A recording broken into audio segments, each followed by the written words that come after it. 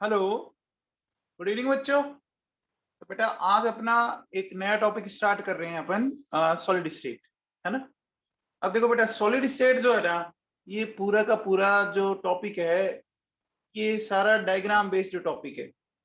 जो जितना अच्छे से इसको समझिएगा, है ना, जितना ध्यान देगा चैप्टर को, मैं पढ़ाते टाइम जितना अच्छे से ध्यान देगा ना, चैप्टर उतना इजी है ये, है ना। समझ में आ रहा है? चैप्टर में कहीं कोई दिक्कत नहीं आएगी आपको, ठीक है ना। लेकिन अगर ध्यान नहीं दोगे तो बहुत ज्यादा दिक्कत आएगी, ठीक है ना। अब देखो सॉलिड स्टेट को अपन स्टार्ट करते हैं। तो देखो फिजिकल स्टेट है ये सब जानते हो आप, सॉलिड स्टेट, इसमें ऐसा कुछ नहीं है।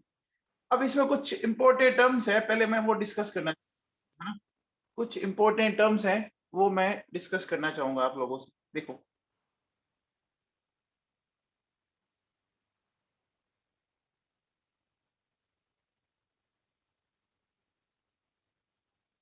है ना। अब इंपॉर्टेंट टर्म कैसे हैं, वो अपने को देखना है। सबसे पहले देखो तो बच्चों, कोई भी सॉलिड हो, है ना, कोई भी सॉलिड हो, क्या वो पार्टिकल से मिलके बना होगा क्या? कोई भी सॉलिड हो पार्टिकल से तो मिलकर बना ही होगा, है ना। तो ये पार्टिकल्स क्या हो सकते हैं? ये पार्टिकल्स में भी एटम हो सकते हैं, में भी मॉलिक्यूल हो सकते हैं, में भी आयंस हो सकते हैं, ठीक है ना। कोई भी सॉलिड हो वो पार्टिकल से मिलकर बना होता है। ये पार्टिकल्स में भी एटम्स, में भी मॉलिक्यूल्स, में भी आयंस, ठीक है ना। अब देखिए, अपने को ये जो पार्टिकल्स है ना, अपने को जो क्या होता है कि ये पार्टिकल्स है ना, इनको अपन डॉट से रिप्रेजेंट करते हैं, है ना। They are represented by small dots, ठीक है ना। इनको हमें किससे रिप्रेजेंट करना है? स्मॉल डॉट से रिप्रेजेंट करना होता है, ठीक है ना। और इन्हीं स्मॉल डॉट्स को अपन क्या कहते हैं? दीज डॉट्स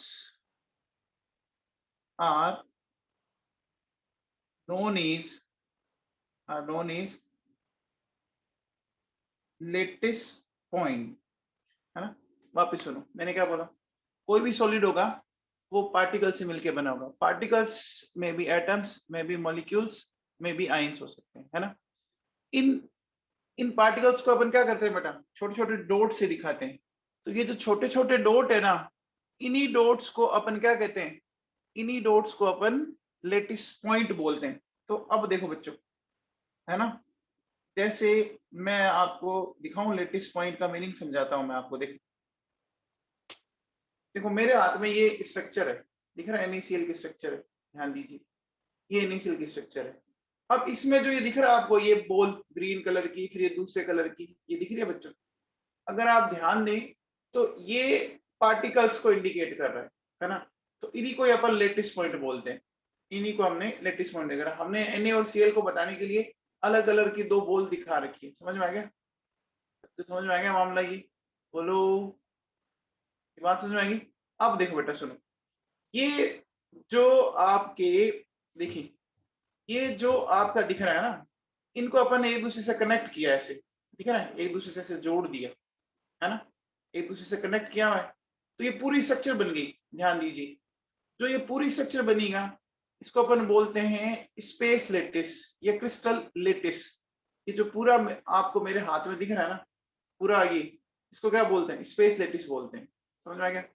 अब इसमें अगर आप थोड़ा सा ध्यान दो ना, तो इसमें टोटल 8 क्यूब दिख रहे होंगे, छोटे छोटे। आप ध्यान दीजिए, आपको टोटल 8 क्यूब दिख रहे हैं, छोटे छोटे।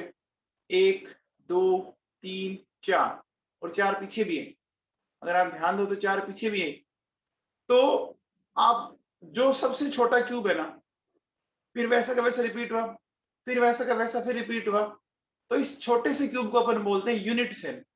इस छोटे से क्यूब को बोलते हैं यूनिट सेल। जैसे सोचो आपका ये मान लो घर है, ये घर के रूम है। तो ऐसे रूम बार बार रिपीट हो रहे कि नहीं हो रहे?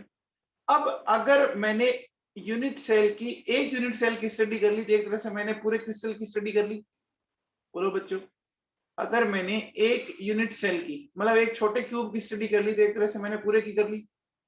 ये जो एक छोटी सी यूनिट सेल है, क्या वो रिपीटिंग यूनिट है? क्या वो रिपीटिंग यूनिट है? ये छोटा क्यूब बार बार रिपीट हो रहा है ना, तो क्रिस्टल लैटिस की वो सबसे छोटी यूनिट जो बार बार रिपीट होती है, समझ में आ गई? क्रिस्टल लैटिस की वो सबसे छोटी यूनिट जो बार बार रिपीट होती है, उसको अपन क्या नाम देते हैं? उसको हम क्या नाम देते हैं बच्चों? बोलो। उसको नाम देते हैं यूनिट सेल। अपनी बॉडी के अंदर भी तो सेल होती है ना, अपनी बॉडी भी सेल से बनी होती है, तो उसी के रिपीटिशन से हमारी बॉडी बनती है कि नहीं बनती? बच्चों समझ में आया? वापस सुनो, देखो मेरे हाथ में ये जो स्ट्रक्चर है, इसमें ये छोटी छोटी कलर की जो बोल्स दिखती है, इनको बोलते हैं लेटिस पॉइंट। इन सारे लेटिस पॉइंट को एक दूसरे से कनेक्ट किया, एक पूरी स्ट्रक्चर बन गई। ये जो पूरी स्ट्रक्चर बनी, इसको बोलते हैं क्रिस्टल लेटिस।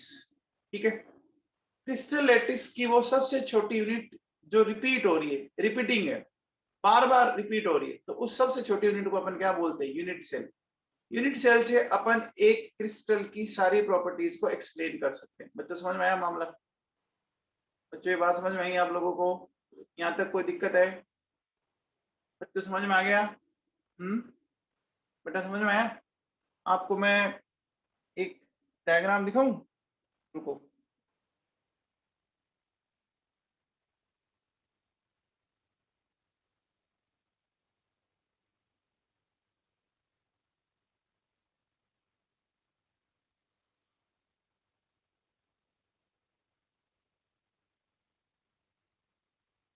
ये देखो बच्चों, ये क्यूब दिख रहा है आपको? इस क्यूब को देखिए आप ध्यान से, आपको दिखेगा। ये जो क्यूब अभी आपको दिख रहा होगा, इसमें आपको देखो बच्चों, एक ब्लू कलर से इसने दिखा रखा है। वैसे ब्लू कलर के टोटल कितने क्यूब्स हैं इसमें बताओ? कितने क्यूब्स दिख रहे हैं? 8 क्यूब है ना? ठीक है। ये जो ब्लू कलर के डॉट दिख रहे हैं, है ना, ब्लू कलर के डॉट दिख रहे हैं, वो क्या है? ब्लू कलर के जो डॉट दिख रहे हैं वो क्या है? वो है लेटिस पॉइंट। इन सारे लेटिस पॉइंट को एक दूसरे से जोड़ दिया, जोड़ने से कंप्लीट स्ट्रक्चर बनी, उसको बोलते हैं क्रिस्टल लेटिस या स्पेस लेटिस। स्पेस लेटिस की वो सबसे छोटी यूनिट जो बार बार रिपीट होती है, जो बार बार रिपीट होती है, उसको बोलते हैं यूनिट सेल। यूनिट सेल से हम एक क्रिस्टल की सारी प्रॉपर्टीज को एक्सप्लेन कर सकते हैं। बच्चों आप देखो, दिख रहा होगा इसके अंदर डायग्राम में, बहुत सारे डायग्राम है इसमें। आप ये देखो, इस कलर से भी आप देख सकते हो, ये आपके एनसीईआरटी का डायग्राम है। क्लियर हो गया? लेटिस पॉइंट, यूनिट सेल, बोलो बच्चों क्लियर है क्या? बेटा क्लियर है? ठीक है, चलिए। तो देखो बेटा, मैं क्या कहता हूं, तो हमने क्या बोला समझ में आ गया? लेटिस पॉइंट किनको बोलते हैं? लेटिस पॉइंट्स किनको बोलते हैं समझ में आ गया बच्चों? आप देखो बेटा, सुनो, अब देखिए नेक्स्ट क्या है। When all lattice points are connected to nearest lattice point, to nearest lattice points,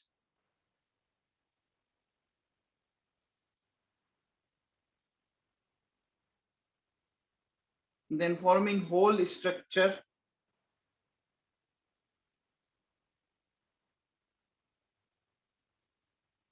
is known as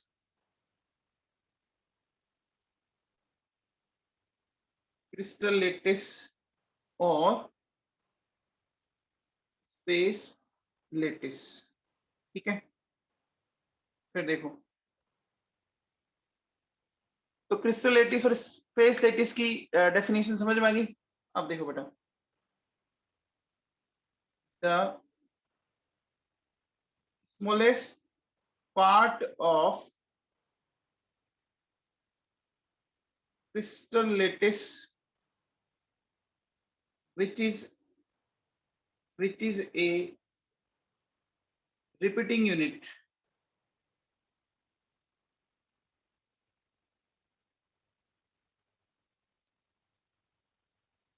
is known as, ठीक है ना? Is known as unit cell. ठीक है, उसको अपन बोलते हैं यूनिट सेल। ठीक है, by unit cell we can explain all properties of a solid। बोलो बच्चों, समझ में आ गई बात? ये बात आप लोगों को समझ में आ गई क्या? ये बात आप लोगों को सबको समझ में आ गई? ठीक है ना? जैसे अगर आपको, देखो बच्चों, सबको समझ में आ गया? अगर मैं एक डायग्राम से इसको इंडिकेट करने की कोशिश करूं,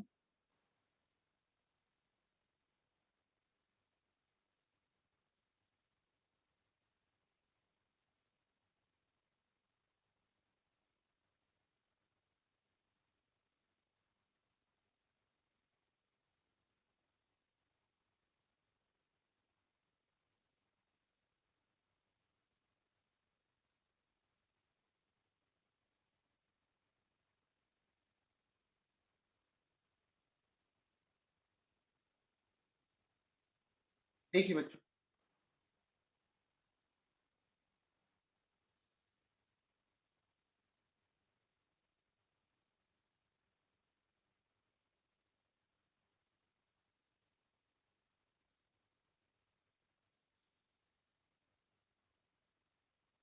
ये मैंने एक क्यूब बनाया है।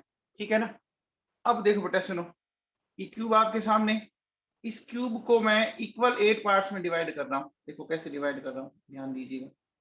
ये ऐसे,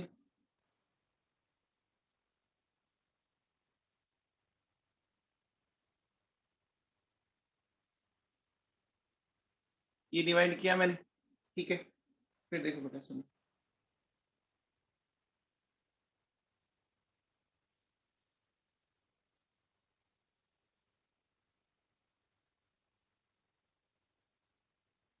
ये, ठीक है, फिर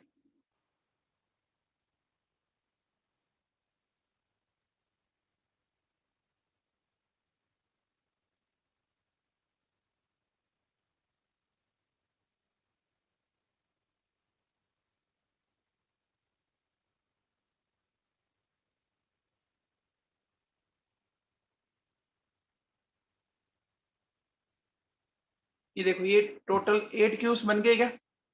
टोटल 8 क्यूब बन गए बच्चों। अगर आप ध्यान दो तो टोटल 8 क्यूब बन चुके हैं, बन चुके हैं ना?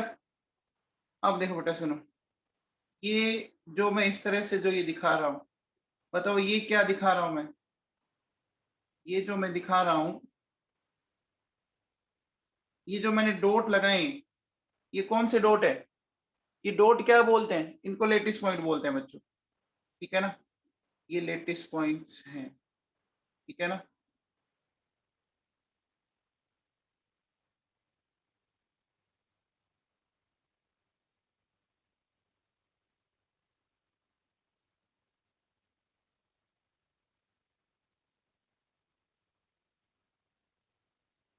ये लेटेस्ट पॉइंट्स बन गए।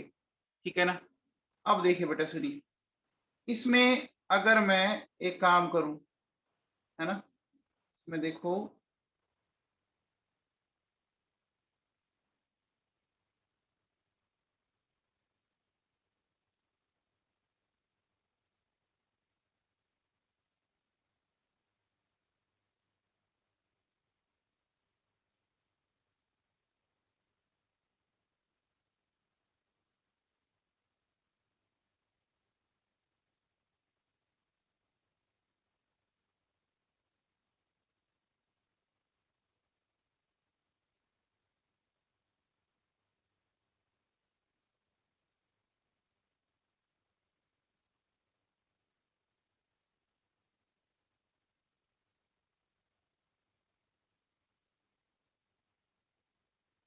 अब बताओ बच्चों, ये जो मैंने एक कलर्ड पार्ट दिखाया है, वो क्या है? वो यूनिट सेल है। समझ आ गया बच्चों? वो यूनिट सेल है। तो देखो बेटा, अपन क्या क्या बोलना चाहेंगे। देखो, ये तो है लेटेस्ट पॉइंट। ठीक है, होल जो स्ट्रक्चर वो है क्रिस्टल लेटिस जो कंप्लीट स्ट्रक्चर है ना, वो क्रिस्टल लेटिस है, ठीक है।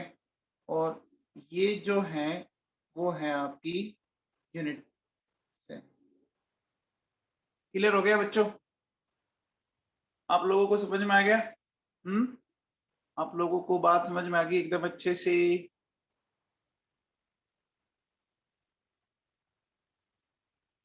किसी को कोई doubt?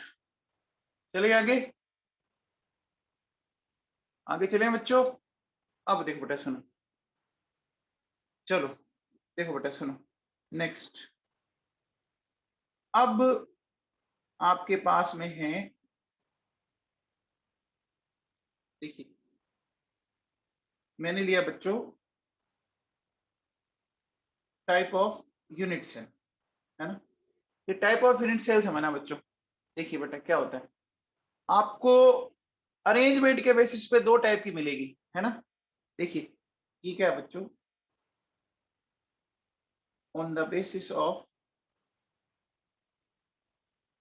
On the basis of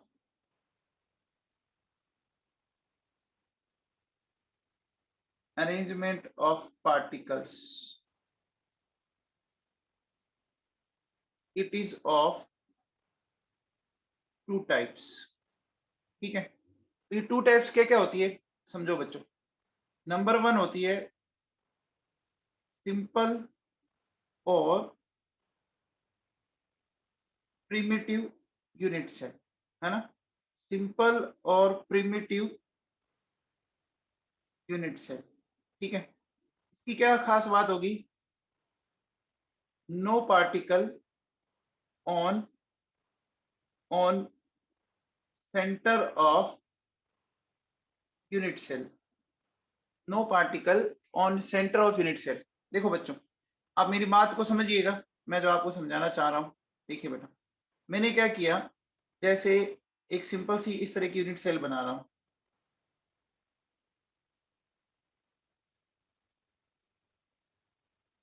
ठीक है। इसमें देखो बच्चों,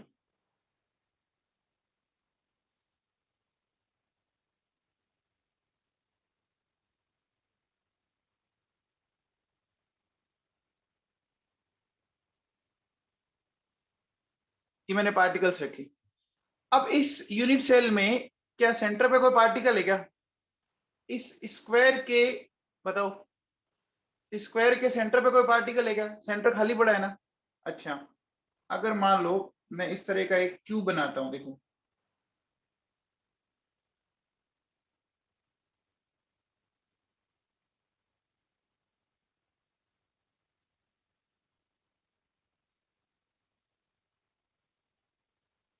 ये क्यूब है। अब मैंने क्या किया बच्चों, यहाँ पर पार्टिकल रख दिए, देखो यहाँ रख दिया, यहाँ रख दिया, यहाँ रख दिया मैंने, ठीक है। तो आप मुझे एक बात बताइए कि मैंने कहीं पर सेंटर पे कोई पार्टिकल रखा है क्या? सेंटर पे कोई पार्टिकल है क्या? कॉर्नर पे है ना पार्टिकल। सिर्फ और सिर्फ पार्टिकल्स कहां पर है?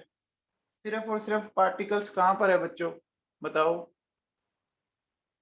आपको दिख रहा होगा कॉर्नर्स पे जरूर पार्टिकल हैं, लेकिन सेंटर पे कोई पार्टिकल नहीं है, नहीं है ना।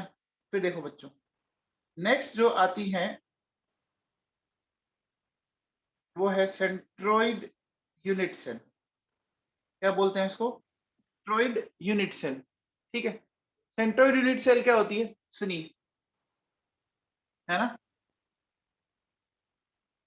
पार्टिकल प्रेजेंट एट सेंटर, ठीक है। पार्टिकल क्या होगा, सेंटर पर एक पार्टिकल होगा, ठीक है ना। पार्टिकल कहाँ होगा, आप सेंटर पर एक पार्टिकल आ जाएगा। फॉर एग्जांपल कैसे, देखो बेटा सुनो, मैं आपको एक्सप्लेन करने की कोशिश करता हूँ।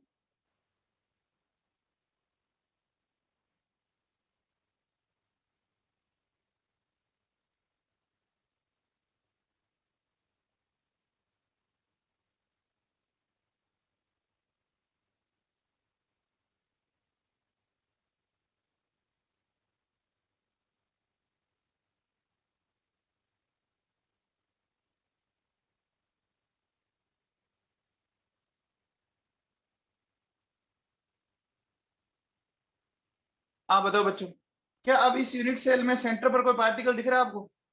क्या इस यूनिट सेल में सेंटर पे कोई पार्टिकल दिख रहा है आप लोगों को? दिख रहा है ना बच्चों? ये पड़ा देखो, ये सेंटर पे पार्टिकल पड़ा है, दिख रहा है आप लोगों को? दिख रहा है बच्चों? अब इसी तरह से देखो बेटा, सुनो, जैसे सपोज अगर मैं इस तरह से इंडिकेट करूं एक,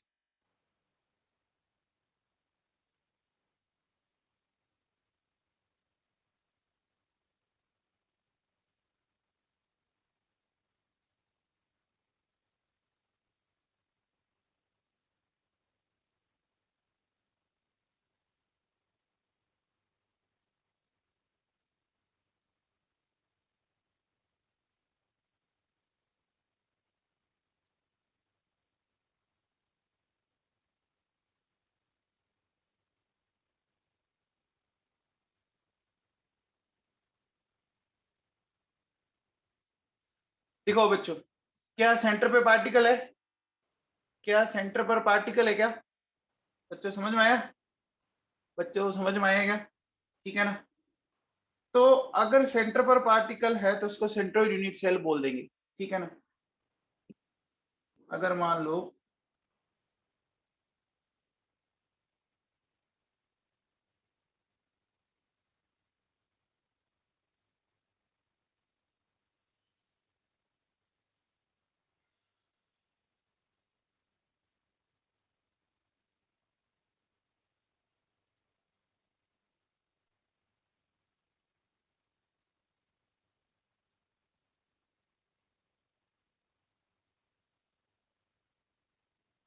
ये देखो मैंने बनाई, ठीक है, ठीक है, और यहाँ एक सेंटर पे एक पार्टिकल रख दिया मैंने, क्यूब के सेंटर पर एक पार्टिकल रख दिया। क्या ये सेंट्रोइड यूनिट सेल है? क्या ये सेंट्रोइड यूनिट सेल है बच्चों? हम्म, बोलो, है क्या? समझ में आ गया? तो बेटा simple primitive centroid unit cell, ये लॉजिक क्लियर है क्या? ये लॉजिक आप लोगों को क्लियर है क्या? सबको क्लियर है बेटा? सबको? ठीक है। तो अब देखो बेटा, सुनो, अब अपन एक नए टर्म्स पर शिफ्ट होते हैं, है ना? नया टर्म क्या है बच्चों?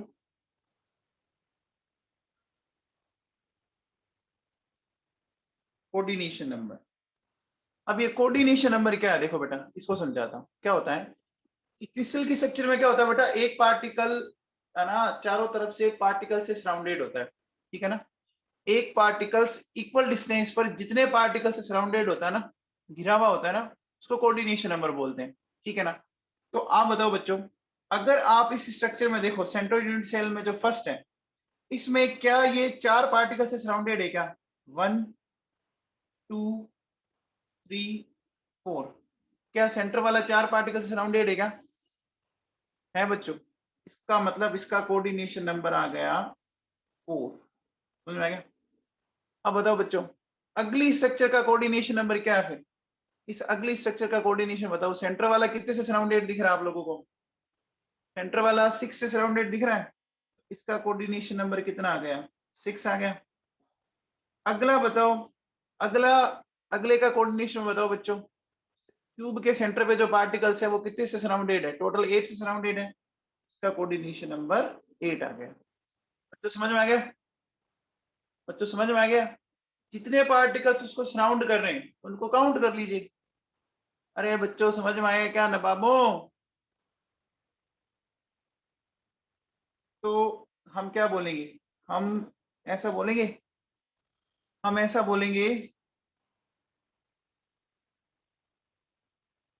Number of particles which surround a particle at a particular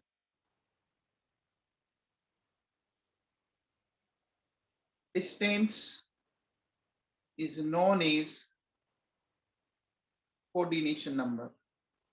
clear बच्चों? बोलो बेटा, क्लियर क्या? अरे क्लियर होगी क्या बात कोऑर्डिनेशन नंबर की? अब देखो बच्चों सुनो, नेक्स्ट एक टर्म अपन डिस्कस करते हैं। देखिए मैं बोलूं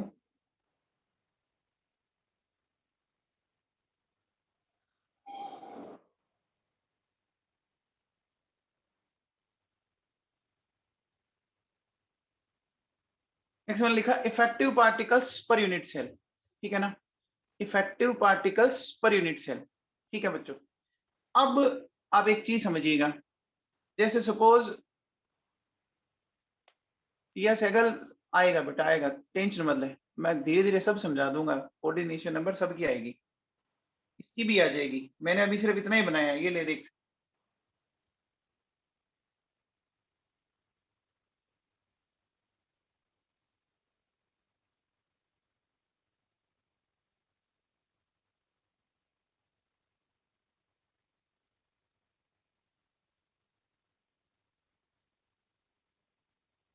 अब किसी एक पार्टिकल को पकड़ ली, इस पार्टिकल को पकड़, ये कितने सराउंडेड है, 1 2 3 4,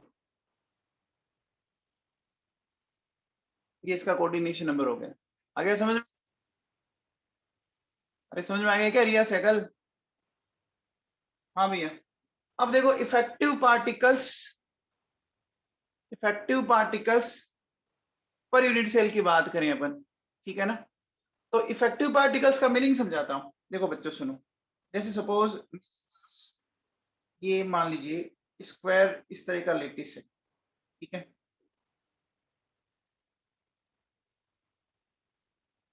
ये ऐसा एक लेटिस है, मैंने एक पार्टिकल यहां रखा, स्क्वायर के कॉर्नर पे रखा बच्चों, ठीक है, तो स्क्वायर के कॉर्नर पे जो ये पार्टिकल रखा हुआ है, वो बताओ बच्चों, वो कितनी यूनिट सेल में डिवाइड हो रहा है? एक पार्टिकल कितनी यूनिट सेल में डिवाइड हो रहा है? 4 में डिवाइड हो रहा है ना, अरे 4 स्क्वायर में डिवाइड हो रहा है ना, इसका मतलब इसको हर को कितना मिल रहा है, 1/4 1/4 1/4। तो वो जो पार्टिकल है एक यूनिट सेल में 1/4 ही है ना, उसका जो इफेक्टिव पार्ट है एक यूनिट सेल में 1/4 ही है ना, बोलो। अब देखो इसी तरह से अगर मैं ऐसा बोलूं कि मेरे पास एक ये मान लीजिए इस तरह से बेटा, ठीक है, और मैंने यहाँ एक पार्टिकल रखा, अब बताओ ये किसी यूनिट सेल में डिवाइड हो रहा है क्या? ये मैंने किसी यूनिट सेल में डिवाइड हो रहा है क्या? ये सारा का सारा इसी को मिलेगा ना, पूरा का पूरा 1, पूरा का पूरा 1 इसी को मिलेगा ना, जिसमें रखा हुआ है, इनको तो नहीं मिलेगा ना, इसको 0 मिलेगा, इसको 0 मिलेगा, इसको 0 मिलेगा, समझ में आ गया? ये बात आप लोगों को समझ में आई क्या? अब देखो बेटा सुनो, सपोज अगर मैं इस तरह से बनाऊं,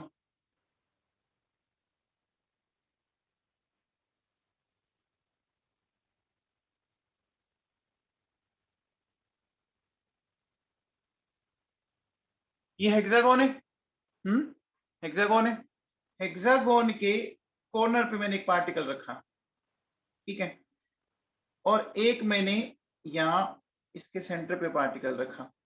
सबसे पहले तो अपन कॉर्नर वाले को डिस्कस करते हैं, ठीक है ना, तो ये बताओ ये जो कॉर्नर पे रखा, इसका हर यूनिट सेल में कितना कंट्रीब्यूशन है, कितना कितना 3 में जा रहा है ना, तो 1/3 हो गया, इसका 1/3, इधर भी 1/3, इधर भी 1/3 हो गया। अब बताओ बेटा, जो मैंने इसके सेंटर पर रख रखा है, जो मैंने इसके सेंटर पर रख रखा है, इसका बोलो इस यूनिट सेल में कितना होगा? पूरा पूरा 1 होगा ना। अरे बच्चों समझ में आया क्या?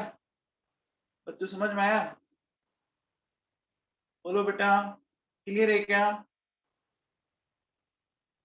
क्लियर है अच्छे से? सबको समझ में आ गया?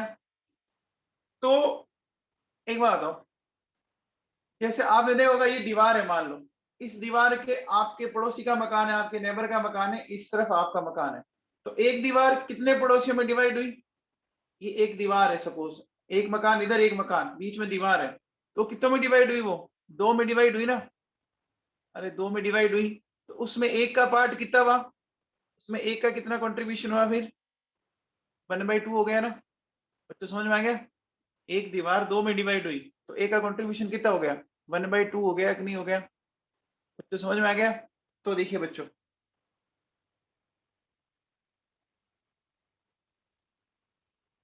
देखिए when a particle when a particle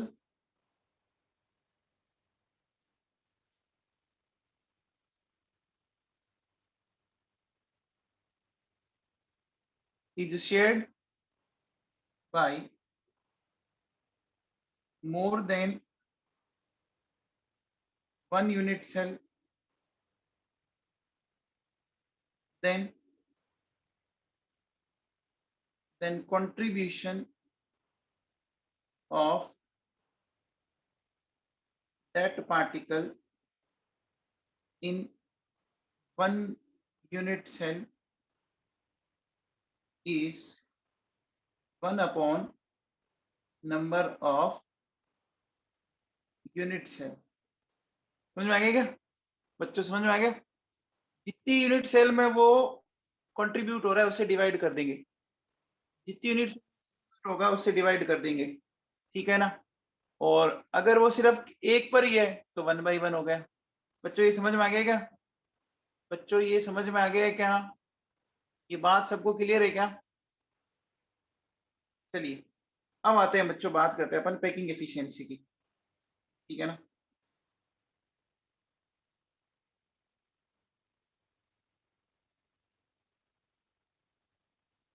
packing efficiency होती है नीटा। देखिए हमारे पास, देखिए बच्चों, जैसे अगर मैं आपसे एक बात बोलूं कि सपोज मेरे पास ये एक स्क्वायरिश यूनिट सेल है बच्चों, ठीक है। इस स्क्वायरिश यूनिट सेल में देखिए मैंने इस तरह से पार्टिकल रखे बेटा,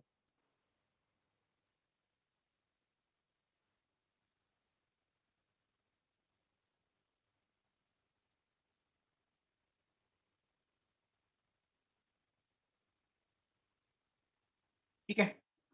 अब पार्टिकल रखने के बाद आप एक बार बताओ बच्चों, इसका कितना पार्ट तो ऑक्यूपाइड है, देखो ये पार्ट तो ऑक्यूपाइड है ना, ये पार्ट पार्टिकल्स ने ऑक्यूपाइड कर रखा ना स्क्वायर का, बोलो बच्चों।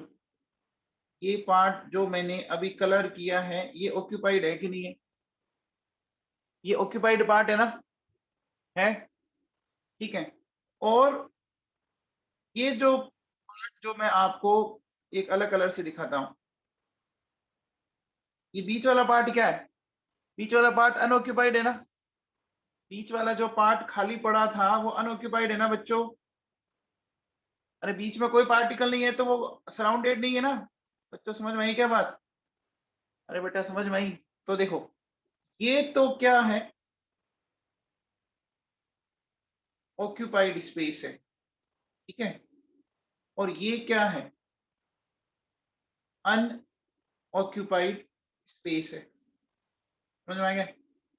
तो बताओ ऑक्यूपाइड और अनऑक्यूपाइड दोनों को मिला के टोटल स्पेस आ गया क्या मेरे पास, बताओ।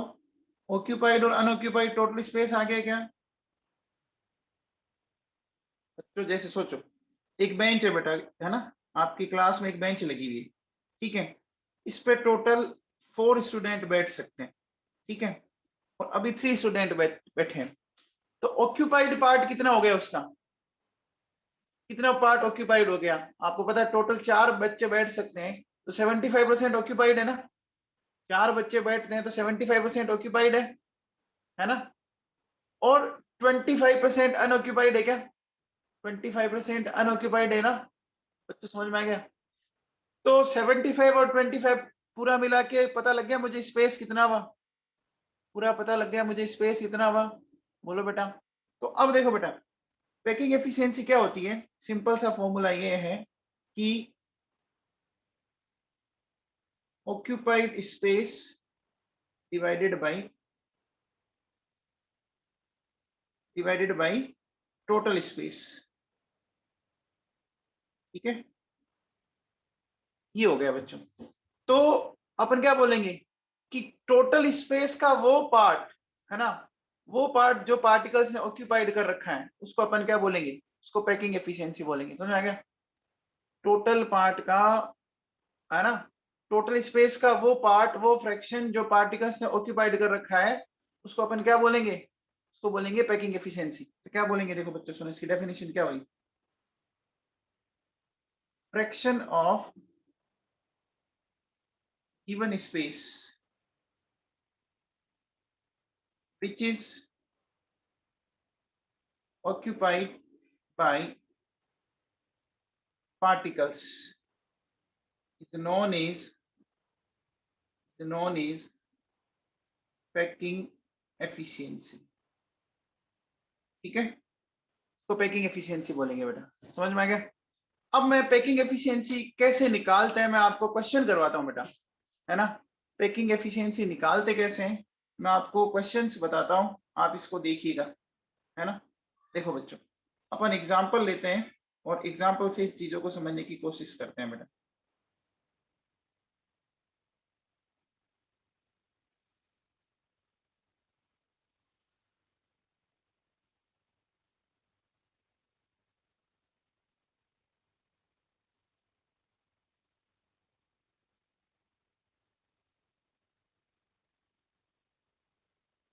ठीक है बच्चों, ये मेरे पास एक स्क्वायर बना हुआ है, ठीक है। ये मैं कहता हूं ये सर्कल है सपोज, ठीक है। ये मेरे पास क्या है, सर्कल है, ठीक है। और इसकी मैंने रेडियस मान ली बच्चों, मान लो कैपिटल आर है, ठीक है।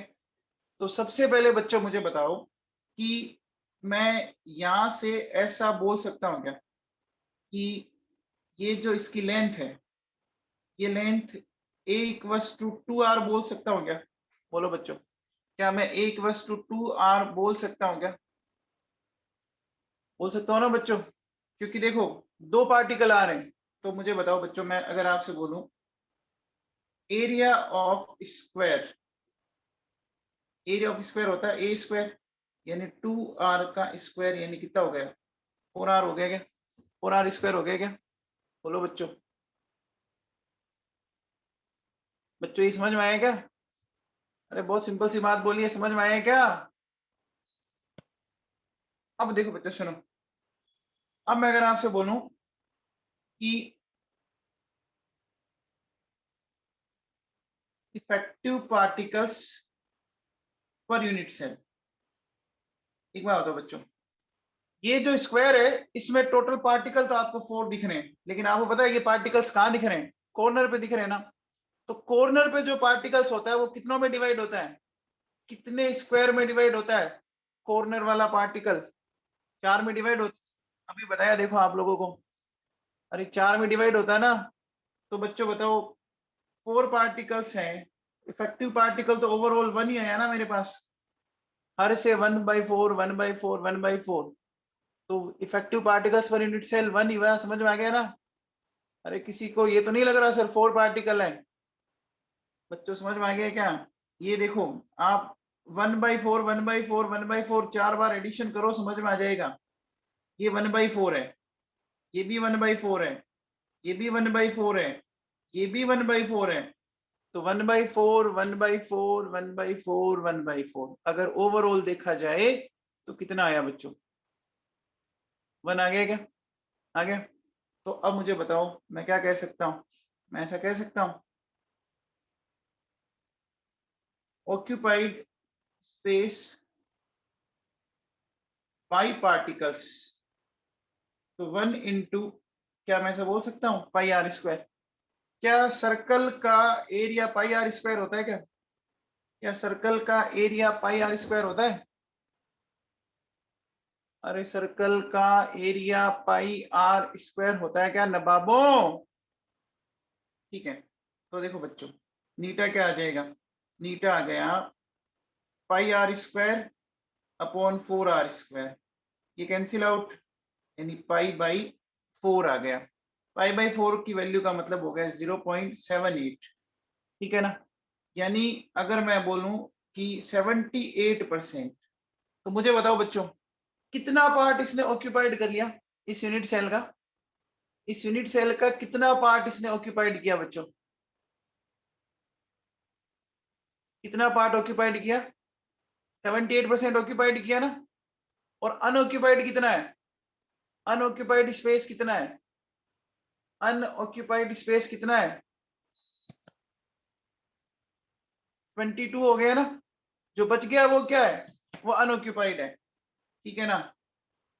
तो मैं ऐसा कह सकता हूं कि ऑक्यूपाइड जो आपका स्पेस है वो क्या है? वो तो हो गया 78%। जो अनऑक्यूपाइड स्पेस है वो हो गया 22%। ये बात क्लियर है क्या? अरे बच्चों, ये न्यूमेरिकल समझ में आएगा, सिंपल सी मैथ्स है। सबको समझ में आया बेटा?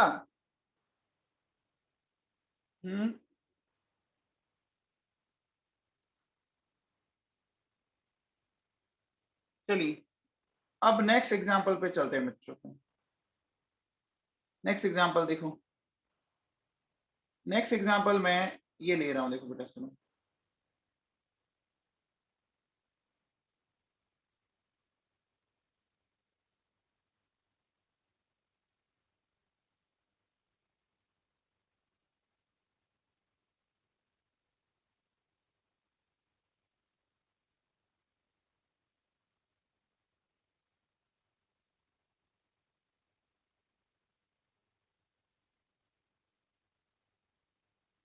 ये इस तरह से लिया बेटा मैंने, ठीक है ना।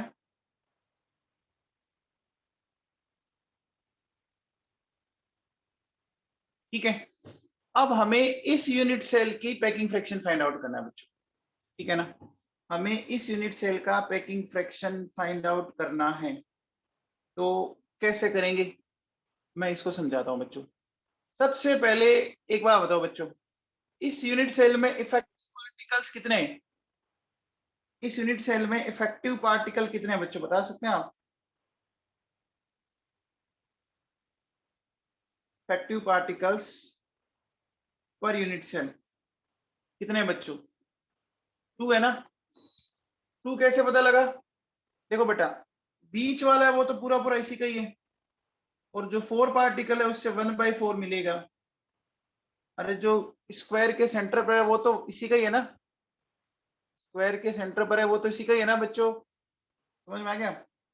अब देखो बेटा सुनो, हमारे पास ये इस तरह की एक पिक्चर है, ये स्क्वायर बना हुआ है। अब बच्चों आप ध्यान दीजिए, मैं ऐसे ले सकता हूँ क्या बच्चों? मैं ऐसे ये डायगोनल ले सकता हूँ। अगर ये लेंथ ए है, ये लेंथ ए है, तो ये लेंथ √2a होगी क्या? बोलो बच्चों, क्या ये लेंथ √2a होगी क्या? होगी। अब मुझे एक बात बताओ बच्चों कि क्या मैं ऐसा कह सकता हूं डायग्राम को देख के, from diagram √2a equals to 4r हो गया क्या? √2a इक्वल्स टू 4r हो गया क्या? देखो बच्चों, ये 4r कैसे है चेक करो।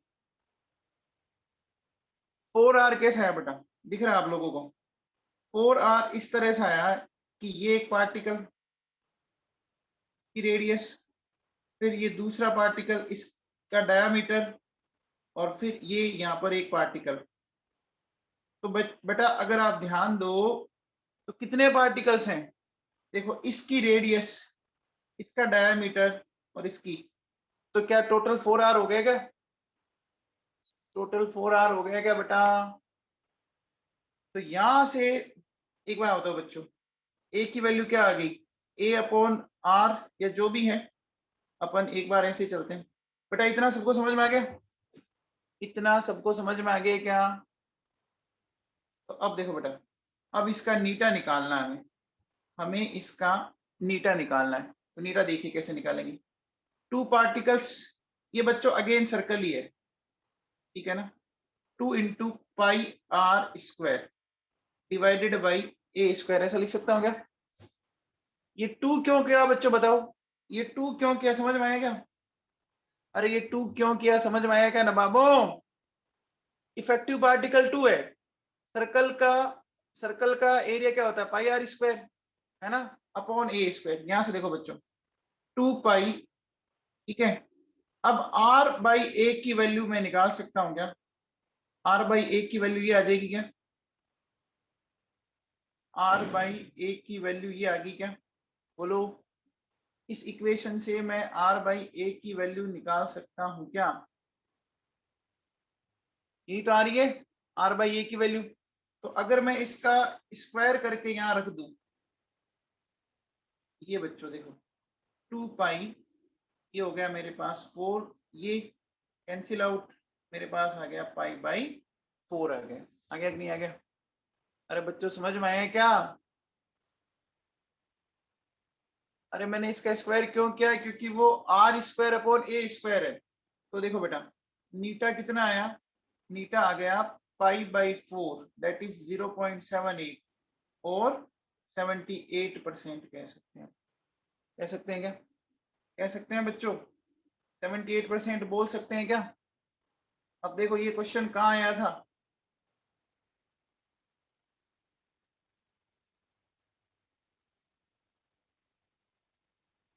ये क्वेश्चन दिखाऊं आप लोगों को?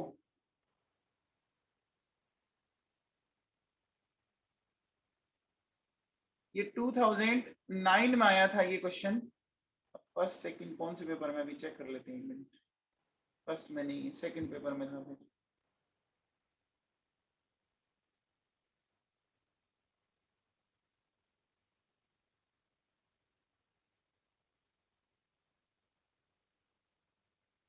ये 2009 में या 10 में, नहीं या 10 में आया हुआ है।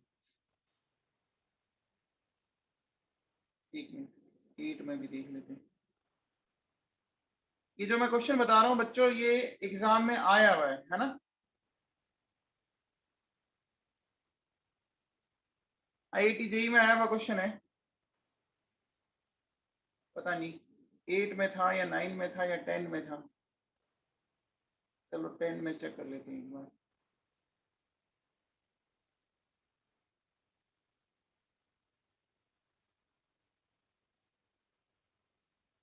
मिल नहीं रहा, आप देख लेना, ठीक है ना?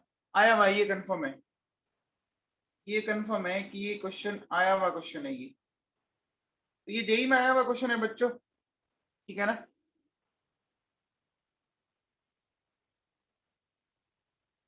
इतना सबको समझ में आया? यहाँ तक बच्चों समझ में आया जो मैंने अभी तक पढ़ाया है? इसमें किसी को कोई डाउट है? यहाँ तक किसी को कोई डाउट है क्या बेटा? नहीं है? चलो अब देखो बेटा, अपन नेक्स्ट एग्जांपल लेते हैं।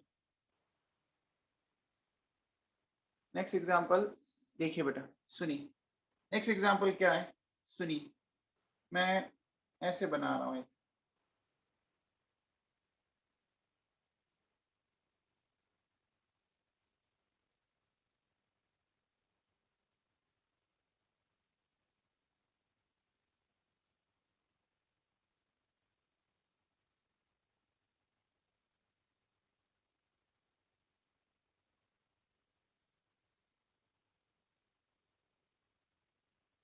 ये मेरे पास एक हेक्सागोन बन गया, बन गया बेटा, ठीक है ना?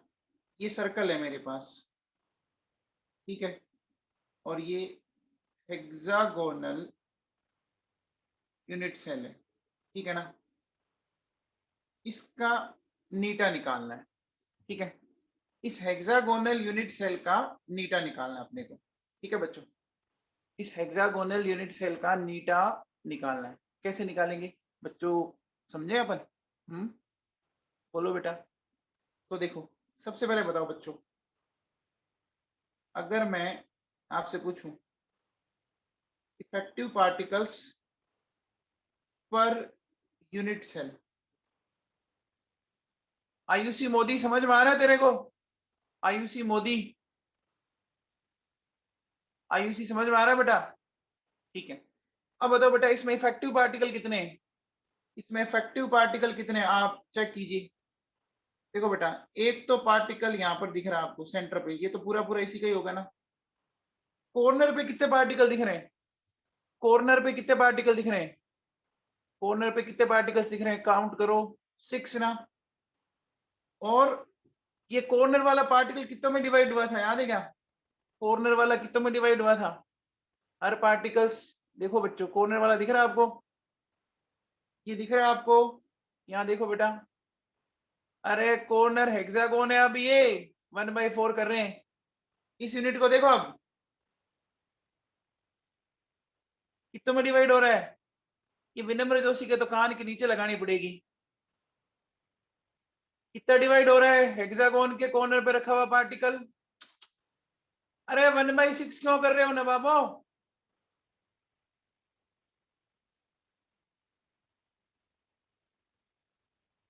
हेक्सागोन के कॉर्नर पे रखा हुआ पार्टिकल 1/3 है। देखो यहाँ देखो ये, अरे इसमें कॉर्नर नहीं दिख रहे क्या? ये कॉर्नर पे 6 पार्टिकल नहीं दिख रहे क्या?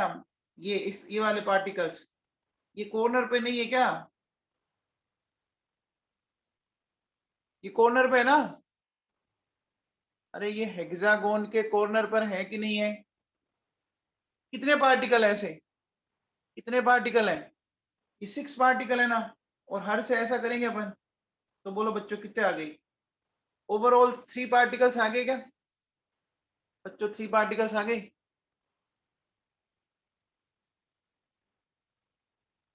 पहले ये 3 सबको समझ में आया कि नहीं आया?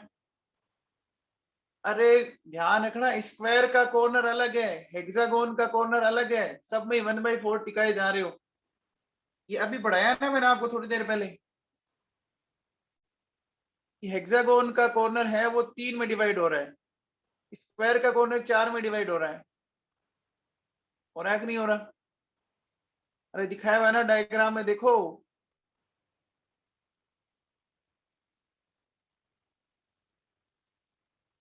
हाँ भैया, अब देखो बेटा सुनो, अब मेरे पास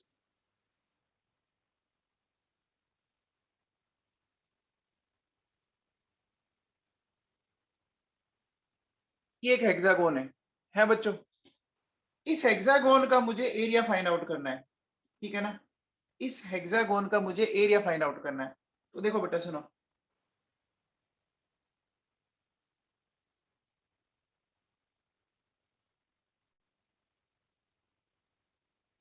क्या ये क्या ये 6 इक्विलेटरल ट्राइंगल में डिवाइड हो गया क्या? क्या ये 6 इक्विलेटरल ट्राइंगल में डिवाइड हो गया क्या? देखो बच्चों, 1 2 3 4 5 एंड 6 इक्विलेटरल ट्राइंगल में। तो अगर मैं एक ट्राइंगल का एरिया फाइंड आउट करके उसको 6 से मल्टीप्लाई कर दूं, तो बोलो बच्चों मेरे पास आ जाएगा क्या? आ जाएगा क्या? बोलो बच्चों, अगर मैं आपसे बोलूं कि एरिया ऑफ हेक्सागोन क्या आ जाएगा? 6 इंटू एरिया ऑफ ट्राइंगल आ जाएगा क्या? सही बात है। भाभी का सचदेव समझ में आ रहा है क्या? भाभी का सचदेव समझ में आ रहा है? अब देखो, किसी एक ट्राइंगल को बाहर निकाल लीजिए आप। एक ट्राइंगल को इस तरह से बाहर निकाल लेते हैं अपन। निकाल लिया। अब अगर आप देखो तो हर ट्राइंगल के कॉर्नर पर इस तरह से पार्टिकल आएंगे, जो डायग्राम हमें दे रखा है।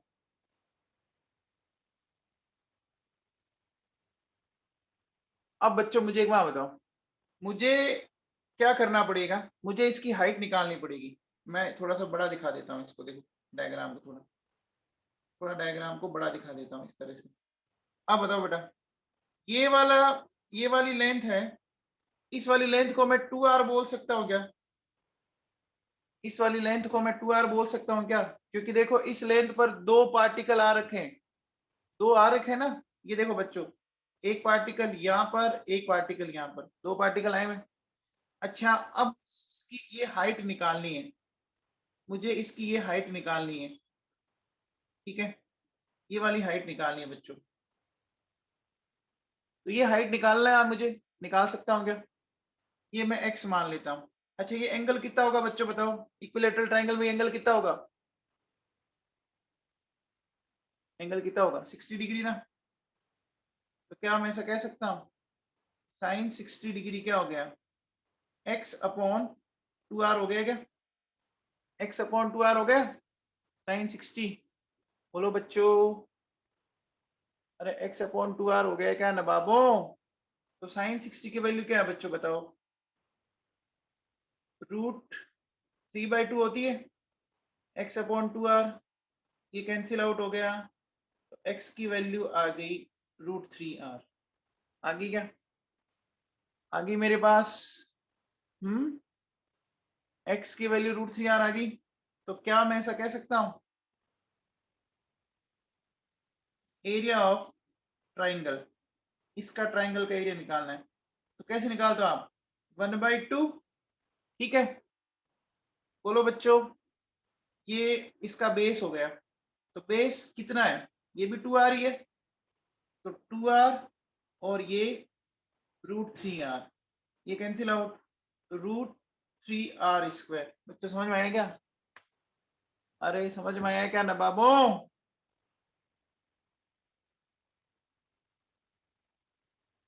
भाई लोगों बातें समझ में आई क्या? सिंपल मैथ्स की बातें आ गया समझ में? तो अब मुझे बताओ बच्चों, मेरे पास एरिया ऑफ ट्राइंगल आ गया, ठीक है ना? तो बताओ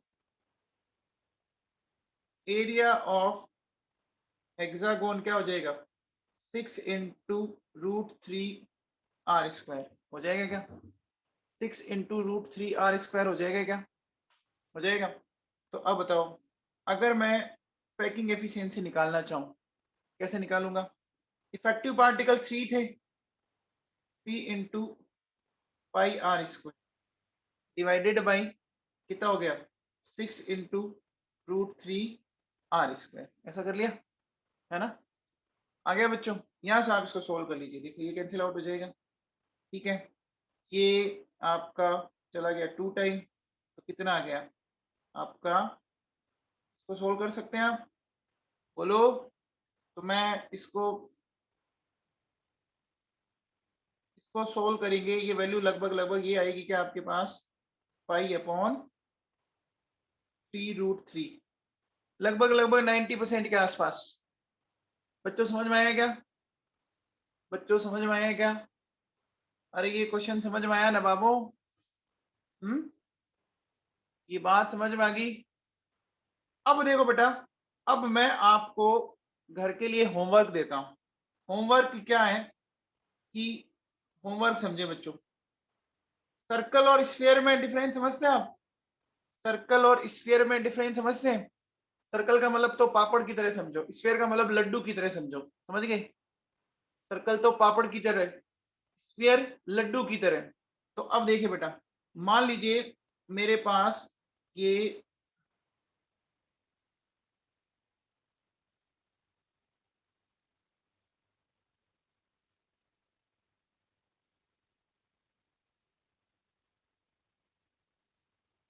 ऐसा है बेटा, ठीक है। अब ये आपकी, ये बच्चों स्फीयर है, ठीक है ना?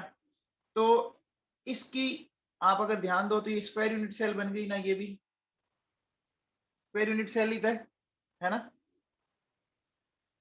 स्क्वायर यूनिट सेल है, ठीक है। और एक चीज और देखो,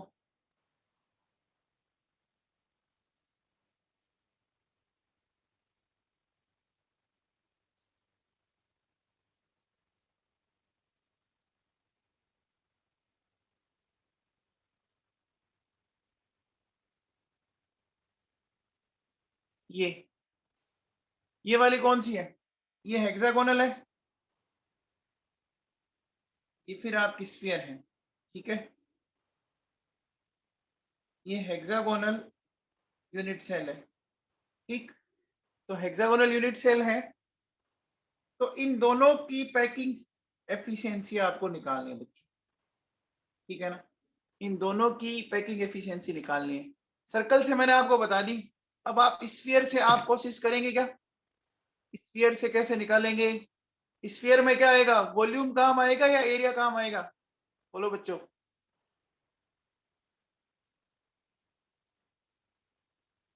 अरे वॉल्यूम काम आएगा ना, इतना तो समझ गए होंगे, ठीक है। तो ये बच्चों होमवर्क है, आप इसको करना, आप इसको करना। और एक, आप कल सारे बच्चे, अगर आपके पास क्यूब अरेंज हो जाता है, अगर आपके पास क्यूब अरेंज हो जाता है तो क्यूब अरेंज कर लीजिएगा, ठीक है ना। आप क्यूब अरेंज कर लेना एक, ताकि आपको चीजें अच्छे से समझ में आ जाए। ठीक है बेटा, ठीक है। और आज शाम को अपन स्टार्ट करेंगे आइसोमेरिज्म, ठीक है ना। तो आइसोमेरिज्म की क्लास बेटा ज्वाइन कर लेना, छोड़ना मत, क्योंकि आइसोमेरिज्म का पार्ट जो है वो आपके क्लास 12th के अंदर भी है। हाँ चलेगा, कोई भी क्यूब हो, आपका रूबिक क्यूब हो, जो भी हो आपके पास चलेगा, क्यूब होना चाहिए बस। ठीक है, ठीक है बच्चों।